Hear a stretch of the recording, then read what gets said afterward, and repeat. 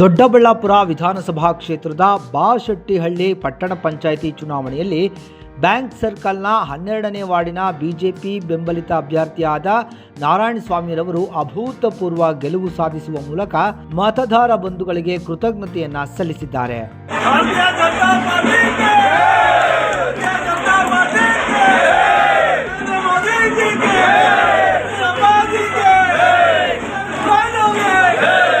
ನಮಸ್ಕಾರ ವೀಕ್ಷಕರ, ಇವತ್ತು ಬಾಶೆಟ್ಟಿಹಳ್ಳಿ ಪಟ್ಟಣ ಪಂಚಾಯತ್ ನಡೆದ ಚುನಾವಣೆಯಲ್ಲಿ ಬಿಜೆಪಿ ಅಭೂತಪೂರ್ವ ಗೆಲುವನ್ನು ಸಾಧಿಸಿದೆ. ಇವತ್ತು ನಮ್ಮ ಜೊತೆ ನಮ್ಮ ನಾರಾಯಣ ನಮ್ಮ ಜೊತೆಲಿದ್ದಾರೆ. ನೇರವಾಗಿ ಮಾತಾಡೋಣ ಬನ್ನಿ. ಸರ್, ಮೊದಲ ಕಂಗ್ರ್ಯಾಚುಲೇಷನ್ಸ್. Thank you sir. ಎಷ್ಟು ಮತಗಳಿಂದ ಗೆದ್ರಿ ಸರ್? ಸರ್, ನಾವು 180 ಮತಗಳಿಂದ ಗೆದ್ದಿದ್ದೀವಿ. ಓಕೆ ಸರ್, ಎಕ್ಸ್ಪೆಕ್ಟೇಷನ್ ಇತ್ತು ಸರ್ ನಿಮ್ಮ ಬಹುಮತ ಬರುತ್ತೆ ಅಂತ?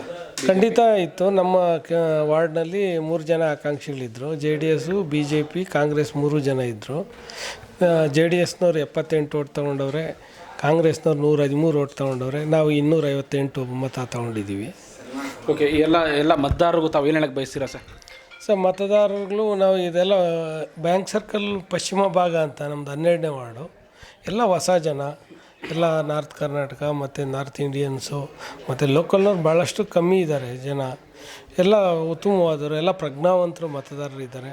ಎಲ್ಲ ಅಫಿಷಿಯಲ್ಸು ಒಳ್ಳೆ ನಮಗೆ ರಿಸಲ್ಟ್ ಕೊಟ್ಟಿದ್ದಾರೆ. ಭಾರತೀಯ ಜನತಾ ಪಾರ್ಟಿಗೆ ಓಟ್ ಕೊಡಬೇಕು ಅಂತ ಏನಿವತ್ತು ದೇಶದಲ್ಲಿ ಎಲ್ಲ ಕಡೆ ಇದೆ, ಅದನ್ನು ಇಲ್ಲಿ ಬಾಶೆಟ್ಟಿಹಳ್ಳಿ 12ನೇ ವಾರ್ಡಲ್ಲಿ ತೋರ್ಪಡಿಸ್ಕೊಟ್ಟಿದ್ದಾರೆ.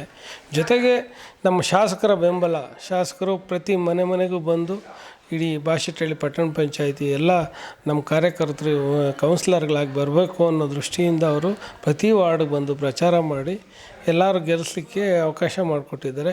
ಶಾಸಕರಿಗೆ ಮೊದಲನೇದಾಗಿ ನಾವು ಧನ್ಯವಾದಗಳನ್ನ ಹೇಳಬೇಕು. ಓಕೆ, ತಮ್ಮ ಒಂದು ಕನಸಿನ ಯೋಜನೆಗಳಿದೆ ಸರ್? ಈ ಬಾರಿಗೆ ಮತದಾರರು ಕೂಡ ಆಯ್ಕೆ ಮಾಡಿದ್ದಾರೆ. ಸೊ ತಮ್ಮ ಒಂದು ಕನಸಿನ ಯೋಜನೆ ಏನಿದೆ ಸರ್? ಸರ್, ನಾವು ಈಗಾಗಲೇ ಹಿಂದೆ ಗ್ರಾಮ ಪಂಚಾಯತಿಯಲ್ಲಿ ನಮ್ಮ ಮಿಸಸ್ಸು ಸದಸ್ಯರಾಗಿದ್ದರು, ಅಧ್ಯಕ್ಷರಾಗಿದ್ದರು. ನಾವು ಭಾಳಷ್ಟು ಕೆಲಸಗಳು ಈಗಾಗಲೇ ಎಲ್ಲ ಭಾಗಗಳಲ್ಲಿ, ಎಲ್ಲ ವಾರ್ಡ್ಗಳಲ್ಲಿ ಕೆಲಸಗಳು ಮಾಡಿದ್ದೀವಿ. ಇಲ್ಲಿ ಅತಿ ಹೆಚ್ಚಾಗಿ ಜನಸಂಖ್ಯೆ ಬೆಳೀತಾ ಇರೋದ್ರಿಂದ ಇದು ಗ್ರಾಮ ಪಂಚಾಯತಿಯಿಂದ ಪಟ್ಟಣ ಪಂಚಾಯತಿಗೆ ಅಪ್ಗ್ರೇಡ್ ಆಯಿತು. ಅಪ್ಗ್ರೇಡ್ ಆಗಿರೋದ್ರಿಂದ ಈಗ ವ್ಯಾಪ್ತಿನೂ ಹಂಗೆ ಜನಸಂಖ್ಯೆ ಮತ್ತು ಲೇಔಟ್ಗಳಾಗಿರ್ಬೋದು, ಕೈಗಾರಿಕೆಗಳಾಗಿರ್ಬೋದು ಬೆಳೀತಾನೇ ಇದೆ. ಸುಮಾರು ಬಹಳಷ್ಟು ಕೆಲಸ ಮಾಡೋಂಥದ್ದು ನಮ್ಮ ಮುಂದೆ ಇದೆ.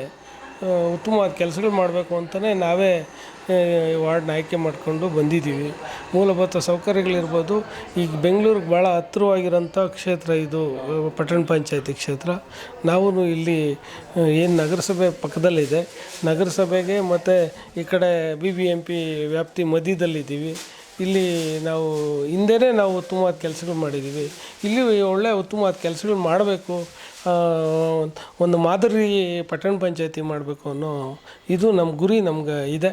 ಅದನ್ನು ರಾಜ್ಯ ಮಟ್ಟ, ರಾಷ್ಟ್ರ ಮಟ್ಟದಲ್ಲಿ ತೋರ್ಪಡಿಸ್ಕೊಬೇಕು, ಮಾಡಬೇಕು, ಉತ್ತಮವಾದ ಕೆಲಸ ಮಾಡಬೇಕು. ಈ ಹಿಂದೆಯೇ ಗ್ರಾಮ ಪಂಚಾಯತಿಯಲ್ಲಿ ನಿರ್ಮಲ ಗ್ರಾಮ ಪುರಸ್ಕಾರ ತೊಗೊಂಡಿದ್ದೀವಿ, ನೈರ್ಮಲ್ಯ ರತ್ನ ಪ್ರಶಸ್ತಿ ತೊಗೊಂಡಿದ್ದೀವಿ, ಭಾಳಷ್ಟು ಹೆಸರು ಮಾಡಿದ್ವಿ. ಇದರಲ್ಲೂ ಒಂದು ಒಳ್ಳೆಯ ಹೆಸರು ಮಾಡೋಣ, ಒಂದು ಒಳ್ಳೆಯ ಸೇವೆ ಮಾಡೋಣ ಅನ್ನೋ ದೃಷ್ಟಿಯಿಂದ ನಾವು 12ನೇ ವಾರ್ಡಲ್ಲಿ ಗೆದ್ದು ಇವತ್ತು ಜನ ಗೆಲ್ಲಿಸಿದ್ದಾರೆ. ನಾವು ಅವ್ರಿಗೆ ಚಿರುನಾಳೆಯಾಗಿ ಕೆಲಸ ಮಾಡಬೇಕು ಅಂತ ಬಯಸ್ತೀವಿ ಸರ್.